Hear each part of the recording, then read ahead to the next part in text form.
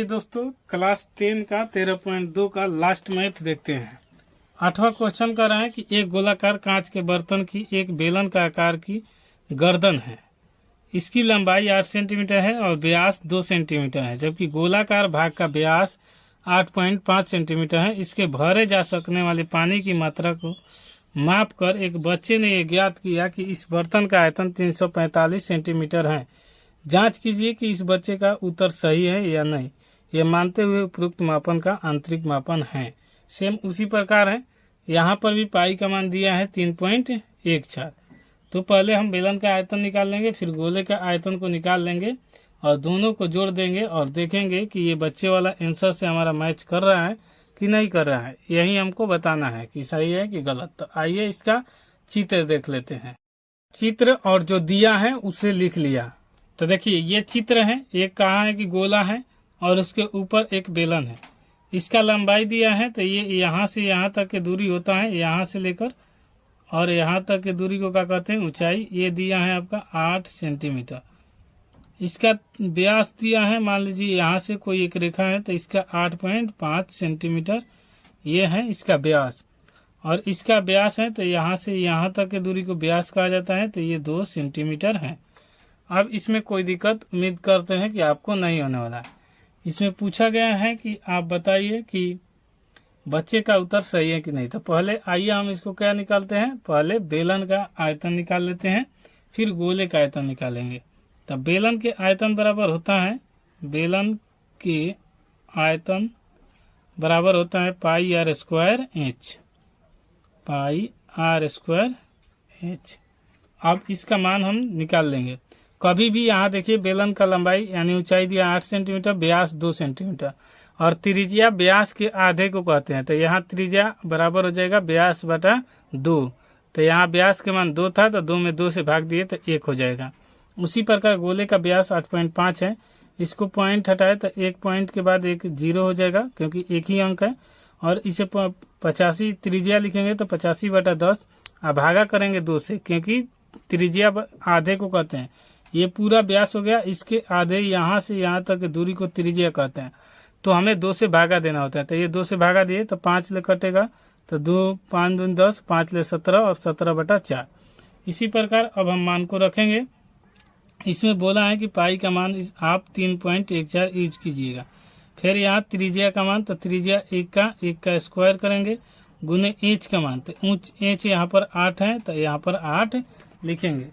अब यहाँ पर इतना लिख लिए तो अब गुना कर देंगे। जैसे कि 3.14 हो गया और 1 ले गुना करेंगे तो 1 ही आएगा, और फिर यहाँ 8 हो गया। तो अब गुना करेंगे 8 चौका 32 की 2 हासिल 3, 8 एकम 8 3 11 की 1 हासिल 1 हो जाएगा, और 8 चौका 32 3 हासिल और 8 एकम 8 3 11 की 1 बचेगा 1, तो 18 के 24 1 25। 2 अंक के बाद पॉइंट है, तो यहाँ आप 2 अंक के बाद पॉइंट लिख दीजिए। और आयतन होता है तो सेंटीमीटर क्यूब में होता है। जब भी होता है तो सेंटीमीटर में, अगर है तो सेंटीमीटर क्यूब, मीटर हो तो मीटर क्यूब, जो होता है वो लिखना पड़ता है। अब हम गोले का आयतन निकालेंगे। तो यहाँ पर लिखेंगे गोले का आयतन। तो गोले का आयतन होता है कितना, 4/3 पाई आर क्यू। आयतन बराबर हो जाएगा 4/3 पाई आर क्यू। अब इसको भी निकालेंगे तो 4/3 पाई का मान इसमें बोला है 3.14 और गुने आर का मान, तो यहाँ पर 17/4 आया है, तो यहाँ पर 17/4 को रखेंगे और 17/4 3 बार रखेंगे, क्योंकि आयतन में आर क्यू है। तो 17/4 यहाँ पर त्रिज्या का मान है। अब इसको कटाएंगे, पॉइंट को पहले हटाएंगे। तो मान लीजिए पॉइंट हटा तो 1, आगे 2 अंक है तो 2 0 दे दीजिए। ये होता है पॉइंट का कटाने का सबसे बेस्ट मेथड। अब 4 से कटा देंगे 4 को, अभी 2 से कटेगा 2 दूनी 4, ये कटेगा 157 बार में, क्योंकि 15 दूनी 30 और 2 सते 14, 1 बचेगा। अब इसको हम गुना करेंगे तो 17 17 होता है 289, और 289 ले 17 ले गुना कर दे के आपको दिखा दे रहे हैं। यहाँ पर 17 17 289 होता है, 17 के स्क्वायर करेंगे तो अब 17 से गुना कर दे रहे हैं। तो 7 9 63 के 3 हासिल 6, 8 7 56 और 6 56 4 60 2 62 की 2 हासिल 6 हो जाएगा। 7 दूनी 14 6 20, फिर 289 ले 1 ले गुना होगा तो 289, इसको करेंगे तो 3 6 9 2 11 8 1 9, ये 2 2 हो जाएगा 4, यानी 49 13 आया। लिख लेंगे 157 गुने 49 13 बटा में हो जाएगा 3 दूनी 6 और गुने हो जाएगा 100। तो यहाँ पर क्या करेंगे, यहाँ पर इसको फिर से गुना करेंगे 157 से, तो 49 13 जो आया है इसे गुना करेंगे 157 से, तो ये हो जाएगा 70 के 21 के 1 हासिल 2, तो 9 7 एकम 7 2 9 9 7 63 के 3 हासिल 6 7 चौक 28 और 6 34, 5 ले करेंगे 5 3 15 5 एकम 5 1 6 9 5 45 की 5 हासिल 4 5 चौका 20 4 24, फिर 49 13 1 ले गुना होगा तो उतना ही हो जाएगा।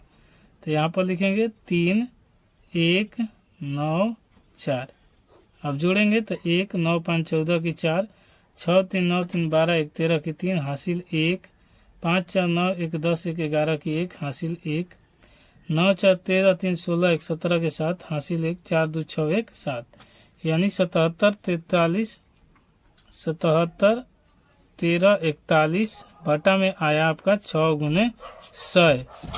अब भाग दे के दिखा दे रहे हैं 6 से, तो देखिए यहाँ पर हम भागा देंगे 6 से इसको, तो एक बार में 6 जाएगा और 1 उतरेगा और 7 6 दूनी 12, यहाँ पर हो जाएगा 6 दूनी 12, तो ये 5 बचेगा 5, और यहाँ पर हो जाएगा, यहाँ पर 24 से भाग देंगे क्योंकि यहाँ पर 4 दूनी 8 अठरी का 24, हम ये 3 दूनी 6 किए हैं 4 को छोड़ दिए हैं, तो यहाँ पर लिख लेंगे 3 दूनी 6 6 चौका 24, तो 24 से इसको भाग देते रहे।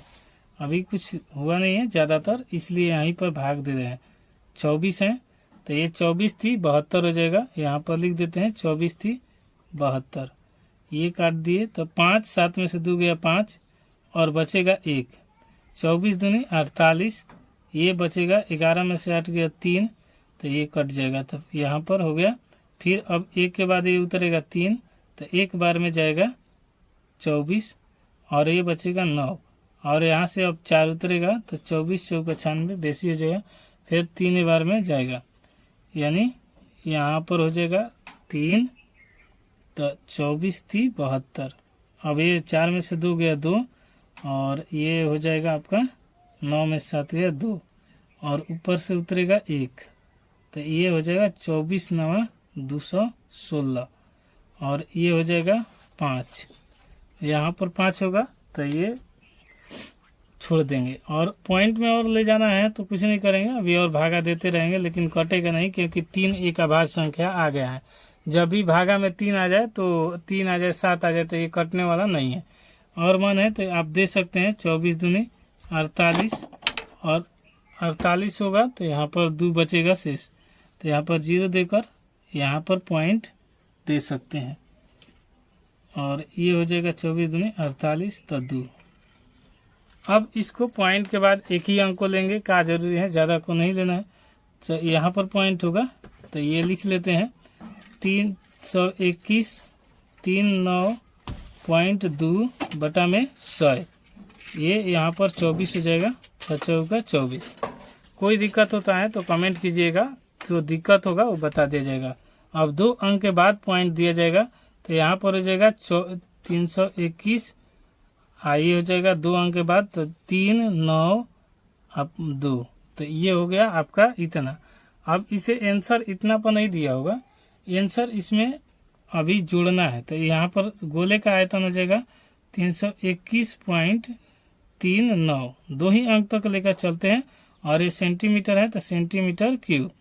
अब इसे लिखते हैं पानी का आयतन, तो पानी का आयतन यहाँ पर दिखा दे रहे हैं, पानी का आयतन, पानी का आयतन हो जाएगा बेलन का आयतन।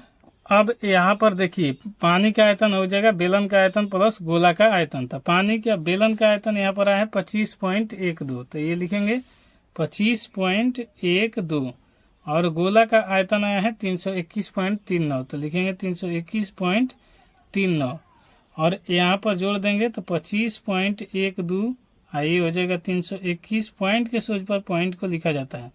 9 2 11 3 1 4 और उसमें 5 1 6 हो जाएगा और ये 2 4, तो ये 346 पॉइंट ये हो जाएगा। 3 1 4 1 5 हो जाएगा यहाँ पर 9 2 11 और 3 1 4 1 5।